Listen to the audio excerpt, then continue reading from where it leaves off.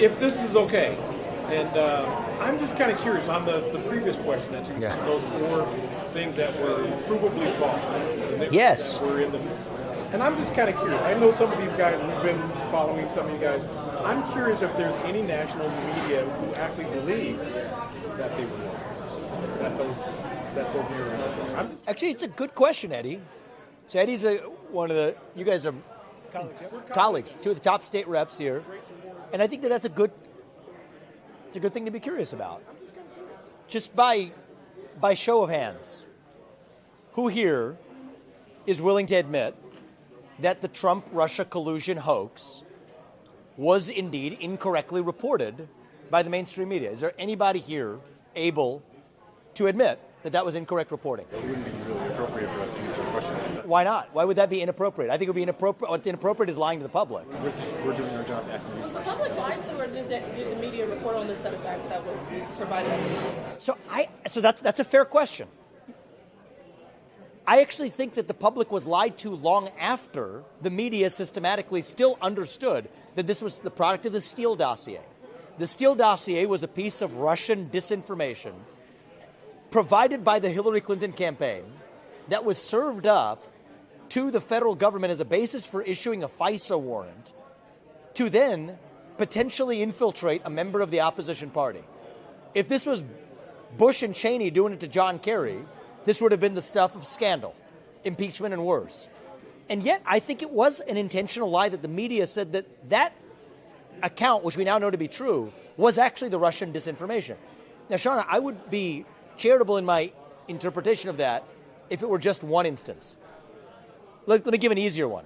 Just by show of hands, does anybody believe the media's reporting about the origin of COVID-19 ran flatly in face of the facts that you have a Wuhan Institute of Virology that was now the likely origin of the COVID-19 pandemic?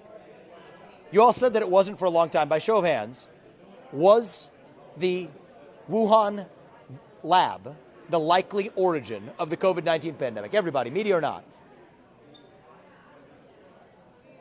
So you have reported, the same media that has reported that the COVID-19 pandemic did not originate in a lab in Wuhan is willing to even say, unwilling to admit today. The report came out in 2023, so I guess. It was known that there was a Wuhan Institute of Virology where they were conducting gain-of-function research, the very city which was the origin of a global pandemic.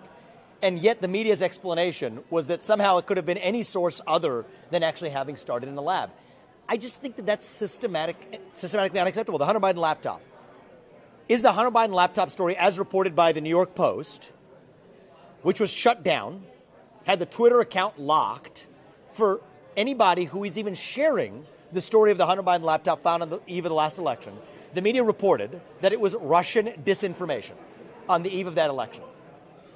Does anyone here agree that the Hunter Biden laptop story, as reported by the New York Post, was indeed accurately reported and was not Russian disinformation, but was in fact a factually owned laptop of Hunter Biden?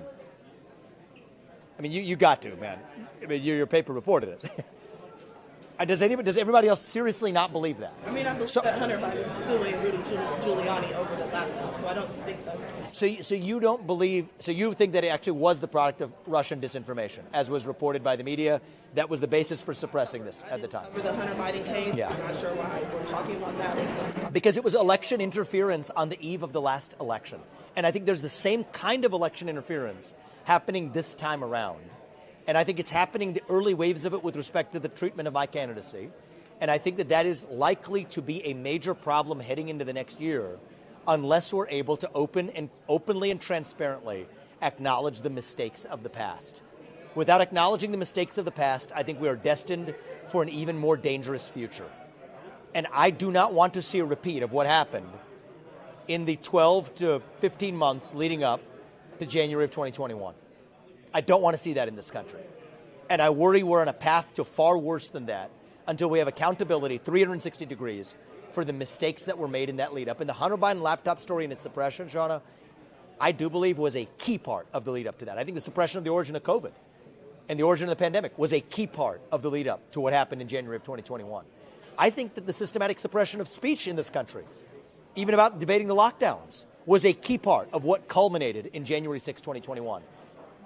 And as somebody who's looking to lead this country and hopefully, dare I say, reunite this country, I think it is critical, it is vital to the future of this country that we not repeat those same mistakes, and yet that's exactly what I'm seeing play out in slow motion, hiding in plain sight.